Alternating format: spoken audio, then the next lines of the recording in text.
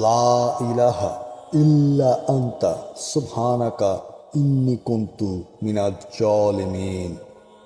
অর্থ, আপনি ছাড়া কোনো উপাস্য নেই, আমি আপনার পবিত্রতা ঘোষণা করছি, নিশ্চয়ই আমি জালিমদের অন্তর্ভুক্ত।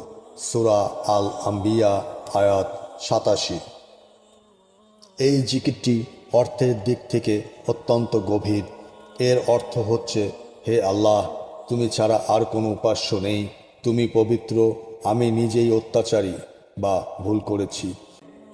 এটি শুধুমাত্র ক্ষমা চাওয়ার দোয়া নয়, আল্লাহর সামনে নিজেকে সমর্পণ করার একটি বিশেষ ইবাদত। নবী ইউনূস আলাইহিস সালাম যখন আল্লাহর কাছে এই দোয়াটি করেছিলেন, তখন তিনি বুঝতে পেরেছিলেন যে তার কষ্টের কারণ মূলত তারই ভুল।